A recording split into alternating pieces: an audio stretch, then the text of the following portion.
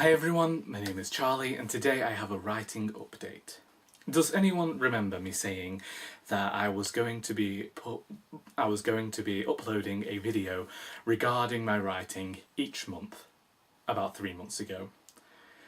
Because whilst I have recorded those videos, they haven't appeared online. And that's really because there's not been much going on. Since the last video, I have finished editing the second Doris book myself. Then I had this really nice proof copy printed. I think that it is... I really like the cover. It took me a lot to figure out what I actually wanted here because I like the covers to match, and I was unable to do that with the image that I was working with before, and it didn't really fit the colour because I wanted the book to be this very bright orange. We're really going with like favourite colours here. So we had Our Doris, which was green because it's about a garden safari, so green as in greenery and flowers and tea. It all worked really well for Doris 1.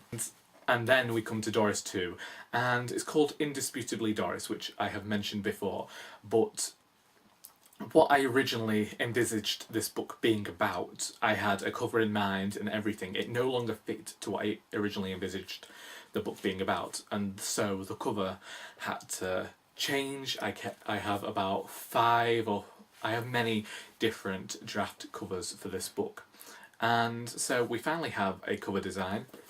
We have a blurb. We have the fact that the blurb is messed up because I didn't get the dimensions correct on the document I have on my computer. And then my good friend Joy Winkler, who really we should actually maybe thank for the creation of Our Doris, because she started the Macclesfield Creative Writing Group, and that is where I am now the secretary, and that is where Doris originated. Joy was very kind to offer, because she knew that my friend Lindsay, who usually edits the books for me, was unable to do so. She offered to go through and edit it for me, and she has left me a ton of notes in here in these tab forms, and a few pages of notes for me to go through and change things.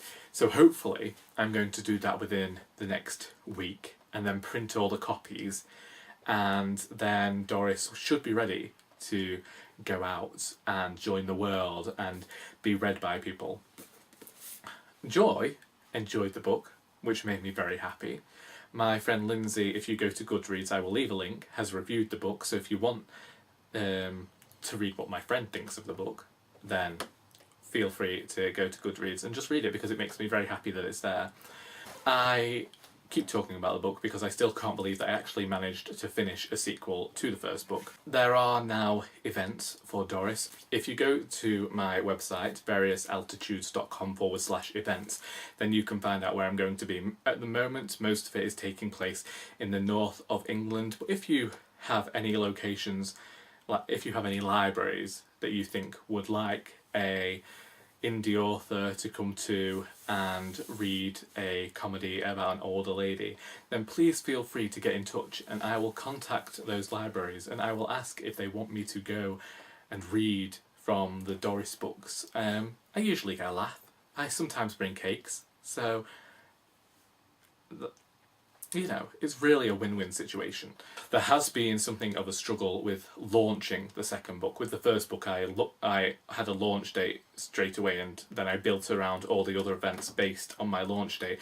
With this book, I have figured out everything else and then not actually got a date to launch the book. So I think I will be doing an official launch date at some point, but I'm going to be having a meeting with Joy and Margaret at the end of August, and I do have to contact a librarian and be incredibly apologetic, because she has been incredible in sending me a ton of dates for Macclesfield Library, and I have been awful in pestering and being a nuisance trying to actually figure out what I want. I've become very indecisive with this book. Some people call it networking, some people call it stress. I'm 3 inches away from alcoholism, so we will see how everything works out in the end. Now, that's talking about where we are with the books. Where are we in terms of writing book 3? So, I can actually just show you. This 1 page is everything we have written for the first chapter of the 3rd book. It's called Doris Ahoy. This chapter is called Doris Ahoy and will make a lot of sense after book 2. Suffice to say, whilst I have book 3 planned, I haven't actually got much written for it, because whilst I have been figuring out this book, I also have had a lot of overtime at work. And overtime and work does kind of sap your creativity a bit, just a tad.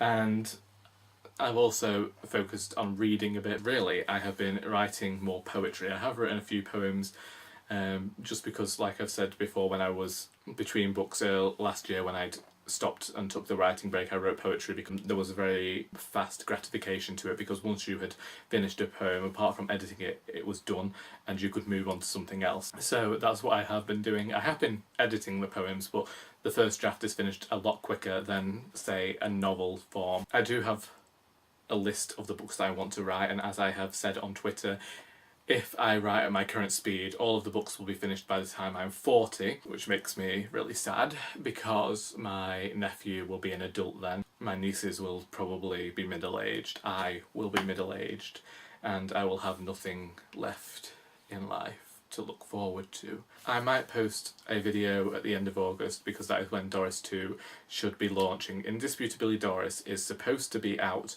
on the 31st of August. If you go to the internet, she's supposed to be out on the 1st of July. We are a month since then, and I actually don't have any copies that I could share. So you will get Indisputably Doris at the end of this month. Definitely. I'm saying that now. The book will be out, you will be able to order it, you'll be able to share it with your friends, and also you'll be able to donate it to your local charity shops and to someone who works at a charity shop. That makes me incredibly happy. I don't earn any money from it, but you know, that's fine. Someone did say that I should buy every copy I find in charity shops and sell it again, but most of the copies I've sold are signed, so that's really a shame. I should have just refused to sign all the books years ago. 2 years ago when we brought out the first book, I should have been like, no, you're getting no signatures. Also, I think my signature in the book actually ruins the look of the book because I have a terrible signature. Ask any of my friends. Anyway, that's where we are with my writing. If you have any questions about my writing, or you would like me to come to your local library, then please feel free to get in touch. I leave my email address and all those other details in the down bar. But yeah, also comment, do all that fun stuff, because, you know, it's really nice to talk to people sometimes. I'm becoming something of a hermit here. Anyway, I hope you enjoyed this video, and until next time, that is all.